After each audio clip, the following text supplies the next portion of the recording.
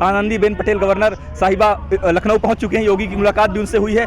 मतलब उथल पुथल मचा हुआ क्या होने वाला है, क्योंकि आरएसएस के साथ बीजेपी की बैठक हुई है आला कमान की, कैसे इस डैमेज कंट्रोल किया जाए। अब देखते हैं क्या होता है, क्योंकि इनकी हालत इस आंदोलन ने खराब किया है। अगर आप सही से बताइए कि आपसे 6 महीने पहले क्या आपको लगता था इनको कैसे रोक पाएंगे? रोकना संभव था। इस आंदोलन ने रोकने की ताकत तो दी है ना। माना कि हम सफल अभी नहीं हुए, मंजिल तक नहीं पहुंचे, लेकिन राह तो बनी है कि हम कैसे रोक सकते हैं। क्योंकि डॉक्टर राम मनोहर लोहिया ने कहा था, जब सड़कें सुनसान हो जाती हैं, संसद आवारा हो जाती है, और इस आवारा संसद को बांधने के लिए किसान खड़े हैं सड़क पर, क्योंकि ये रास्ता दिल्ली जाता है। इसीलिए इनके पेट में इतना दर्द है कि अगर हम उत्तर प्रदेश में हार जाएंगे तो हमारा दिल्ली का रास्ता, जो दिल्ली का सपना है, वो चकनाचूर हो जाएगा। क्योंकि उत्तर प्रदेश के चुनाव के बाद राष्ट्रपति का चुनाव होगा। अगर इनकी सरकार वहां से चली जाएगी तो राष्ट्रपति के चुनाव में भी इनको अपना राष्ट्रपति बनाना मुश्किल होगा। तो अपने को वो भी टारगेट करना है, क्योंकि जिस तरह का कठपुतली राष्ट्रपति बना दिए हैं, कल को किसी और कठपुतली खड़ा कर देंगे। हर कानून इनकी बात को मानेंगे मनमर्जी। कम से कम राष्ट्रपति तो अगर 24 तक ये प्रधानमंत्री रहता तो हम अपना राष्ट्रपति तो बनाएं जो जनता की बात करे, तब तो कुछ काम हो पाएगा। बिल्कुल नहीं सुधार पाएंगे, क्योंकि आप नदियों में लाशें तैरती हुई देखा है आपने, और तमाम तरह की मतलब कि कफन चोरी हो रहा है, कफन भी चोरी हो रहा है। शर्म आती है ऐसी सरकार पर, जो सरकार बोलती है कि यहाँ पर किसी भी चीज़ की कमी नहीं, वहाँ पे कफन बेचा जा रहा है, चोरी की जा रही है, लोग सड़कों पे मर रहे हैं, लोग अपनी पार्थिव शरीर ले जाने के लिए उनको एम्बुलेंस ऐसी सुविधा नहीं मिल रही, गाड़ी नहीं मिल रही,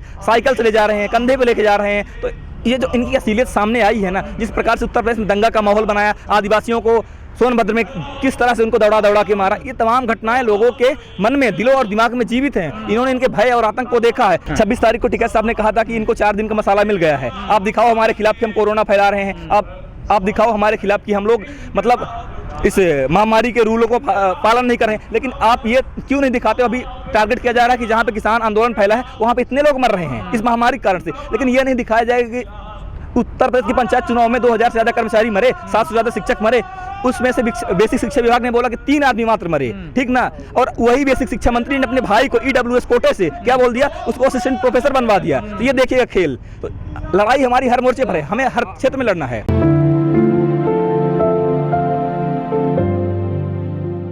नहीं, आंदोलन सुस्त नहीं पड़ा है। आंदोलन आप देखेंगे 6 महीने से क्या हो रहा है, ऐसे हो रहा है, नई डेट दी जाती है, उस दिन कुछ किया जाएगा। जैसे 26 तारीख को 6 महीना पूरा हो रहा था, उस दिन कार्यक्रम हुआ, सरकार का पुतला फूका गया। अब आंदोलन जैसे पहले चल रहा था वैसे आज भी चलता रहेगा, और ये निरंतर संघर्ष चलेगा। जो बड़े संघर्ष होते हैं वो आराम से चलते हैं।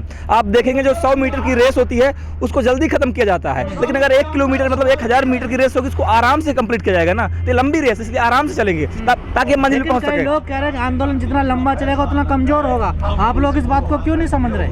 नहीं, जो लोग कहते हैं मैं उनकी बातों को मानता हूं कि कुछ जगहों पे ये कंडीशन आएगी, लेकिन ऐसा नहीं है।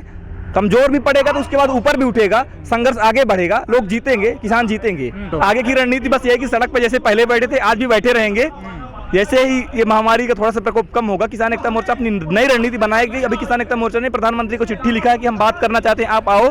अभी प्रधानमंत्री की तरफ से, भारत सरकार की तरफ से कोई जवाब नहीं गया है। जैसे ही जवाब जाएगा, बात होगी, आगे की क्या रणनीति होगी, किसान एकता मोर्चा जो बताएगा हम लोग उसको पालन करेंगे। सरकार बात क्यों नहीं करना चाहते, आखिर क्या वजह है? सरकार को मैंने बार बार बताया आप सबको कि सरकार को भी पूंजीपति यारों की यारी बहुत अच्छी लगती है। आगे कुआं पीछे खाई है, तो इनको भी पूंजीपति यारों की बहुत यारी अच्छी लगती है। एक दिन आएगा जब दुनिया के बड़े से बड़े तानाशाहों को जनता के पास आना पड़ा, जनता की बात माननी पड़ी है। सरकार यही तो चाहती है कि गृह युद्ध हो जाए, पुलिस का और किसानों का, मतलब आपस में किसान लड़ें, दुनिया को तमाशा दिखाया जाए। सरकार को ये समझ में नहीं आ रहा कि दोनों अपने देश के नागरिक हैं, एक वर्दी के लिए लड़ रहा है, दूसरा अपने हक के लिए लड़ रहा है। दोनों एक ही माँ की कोख से जन्म लिए हैं, हमने भी और हमारा भाई भी। लेकिन हमारा भाई सेना में हमारे ऊपर लट्ठे बरसाने के लिए सरकारी फरमान पे आ जाता है। सरकार को समझना चाहिए कि भाई को मतलब बाप बेटे को माँ बेटे से पिटवा रही, क्या करा दिया सरकार ने। सरकार को समझना चाहिए कि हमारे देश के नागरिक हैं, उनका सम्मान पूर्वक इज्जत करे, उनकी बात को माने। लेकिन तानाशाही सरकार पूंजीपतियों की गुलाम सरकार है, पूंजीपतियों की यारी में डूबी हुई सरकार है। क्योंकि आप देखेंगे भारत में चुनाव इतने महंगे हैं कि कोई किसान तो चंदा नहीं दे सकता, इतना बड़ा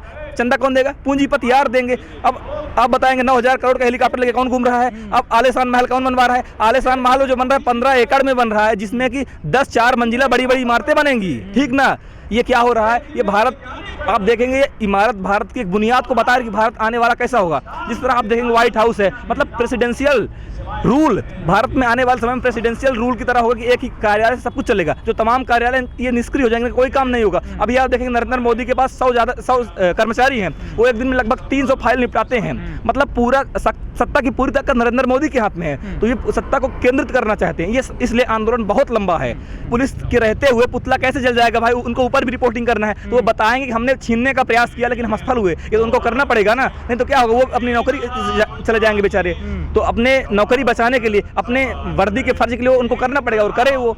लेकिन किसान सफल हुए, जलाए पुतला। आंदोलन की वैचारिक सफलता बहुत मिली है। आप बताइए कि इस विपरीत परिस्थिति में कोई भी सड़क पर आता था, इस सरकार के खिलाफ अगर बोलता भी था तो उसके खिलाफ भी सरकार मतलब षड्यंत्र करती थी, जेल में डलवा देती थी। अभी आप ट्विटर को देखेंगे, अमेरिका की कंपनी है, सोशल मीडिया के क्षेत्र में धमाल मचा दिया, दुनिया के हर बड़े से बड़े आदमी उस पर है। अब ट्विटर के ऑफिस में ये छापा डलवा रहे हैं, मतलब उसको दबाने का प्रयास कर रहे हैं। तो ये आंदोलन इन तानाशाहों को चुनौती दे रहा है, और जो लोग सरकार के विरोध में बोलने वाले हैं उनको ताकत दे रहा है कि नहीं, हम लड़ेंगे, बोलेंगे। इसलिए इस आंदोलन की ताकत है कि हम लड़ रहे हैं, बोल रहे हैं। बिल्कुल टारगेट कर रही सोशल मीडिया का, लेकिन उसमें आप खेल समझिएगा। जो इनका RT एक्ट 2021 आया है, तो इनके जो रजत शर्मा है, नेशनल ब्रॉडकास्टिंग एसोसिएशन के अध्यक्ष, उन्होंने चिट्ठी लिखा है कि जो टीवी मीडिया है उसको इस कानून के तहत ना लाया जाए। जो हमारा वीडियो यूट्यूब पे जाता है उसको इस कानून के तहत ना लाया जाए, क्योंकि अगर ऐसा लाया जाएगा तो जो 2000 का जो टीवी कानून है उसका वॉयलेशन होगा। मतलब ये जो गोदी दरबारी सरकारी मीडिया है, इन पे कोई कानून नहीं लगेगा। ये कानून आप लोगों पे लगेगा जो आप लोग सच दिखाने का प्रयास कर रहे हैं। इसमें भी हजार खेल होंगे,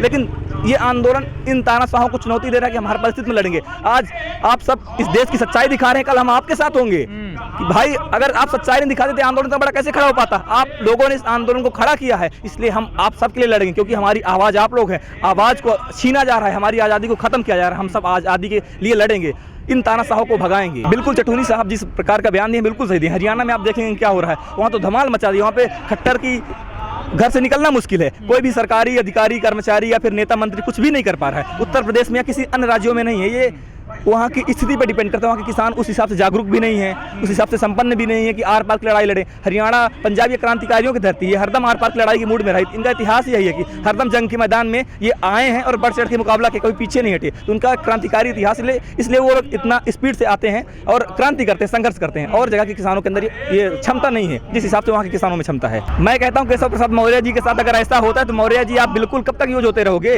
हैं? कब तक यूज होते रहोगे? कभी कभार तो मैं आपको देखता हूँ कि आप ज्योतिबा फूले की बात करते हो, सावित्रीबाई फूले की बात करते हो। अपना जमीर को जगाओ ना कि आप हो कौन और कहां से आए हो। अपना जो आपका पृष्ठभूमि है उसकी अपनी जमीर की बात को सुनो और इनको नकारो। आपको बार बार यूज कर लेते हैं। पूरा देश जानता था कि उत्तर प्रदेश का मुख्यमंत्री कौन बनेगा, केशव प्रसाद मौर्य बनेंगे, और आपको बाद में डिप्टी CM बना दिया। और एक वीडियो में, फोटो में भी है कि दोनों मुख्यमंत्री और उप मुख्यमंत्री बढ़िया मखमली कुर्सी में बैठे थे, आपको स्टूल में बैठाया गया था। तो तब तक इस तरह अपमान सा होगे। इन नकारो लोगों को, ये जो आपके लोगों को शोषण कर रहे हैं, इनको नकारो और अपनी एक बुनियाद बनाओ, अपने रास्ते पर चलो, अपने सिद्धांत पर चलो।